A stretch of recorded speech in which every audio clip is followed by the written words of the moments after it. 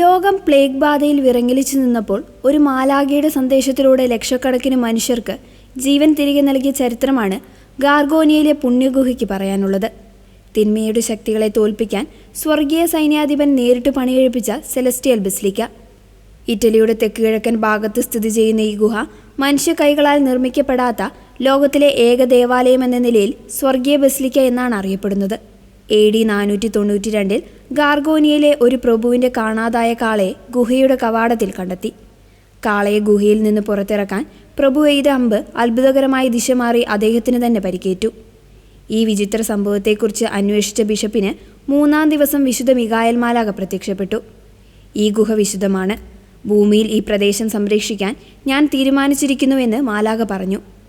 പിന്നീട് ശത്രുക്കളുടെ ആക്രമണമുണ്ടായപ്പോൾ മാലാഖയുടെ വാഗ്ദാനപ്രകാരം സിപ്പണ്ടോ നഗരം അത്ഭുതകരമായി വിജയിച്ചു.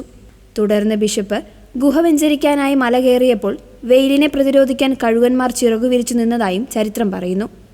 ബിഷപ്പ് ഗുഹ വെഞ്ചരിക്കാൻ ഒരുങ്ങിയപ്പോൾ മാലാഖ വീണ്ടും പ്രത്യക്ഷപ്പെട്ടു. മനുഷ്യർ ഈ ഗുഹ വെഞ്ചരിക്കേണ്ട, ഞാൻ തന്നെ ഇത് വിശുദ്ധീകരിച്ചു കഴിഞ്ഞു. ബിഷപ്പ് ഉള്ളിൽ കടന്നപ്പോൾ പാറയിൽ മാലാഖയുടെ കാൽപ്പാടുകളും ചുവന്ന തുണി വിരിച്ച ഒരു അൾത്താരയും കണ്ടെത്തി. നൂറ്റാണ്ടുകളായി നിരവധി വിശുദ്ധരാണ് ഈ പുണ്യഗുഹ സന്ദർശിച്ചിട്ടുള്ളത്. വിശുദ്ധ ഫ്രാൻസിസ് അസീസി ഇവിടം സന്ദർശിച്ചപ്പോൾ ഗുഹയ്ക്കുള്ളിലേക്ക് പ്രവേശിക്കാൻ താൻ യോഗ്യനല്ല എന്നു കരുതി കവാടത്തിലെ പാറയിൽ ചുംബിച്ചാണ് മടങ്ങിയത്.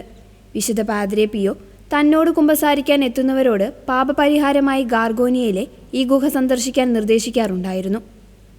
AD 1656 ഇറ്റലിയിൽ പ്ലേഗ് പടർന്നു പിടിച്ചപ്പോൾ മാലാഖ ബിഷപ്പിന് വീണ്ടും പ്രത്യക്ഷപ്പെട്ടു. ഗുഹയിലെ പാറക്കഷ്ണങ്ങൾ ആശീർവദിച്ച് ഉപയോഗിക്കാൻ നിർദ്ദേശിച്ചു. ഈ പാറക്കഷ്ണങ്ങൾ കൈവശം വെച്ചവർ രോഗത്തിൽ നിന്ന് അത്ഭുതകരമായി രക്ഷപ്പെട്ടു. ഇന്നും ഈ ഗുഹയിലെ പാറക്കഷ്ണങ്ങൾ ലോകമെമ്പാടുമുള്ള വിശ്വാസികൾക്ക് ആത്മീയമായ സംരക്ഷണത്തിനായി വിതരണം ചെയ്യാറുണ്ട്.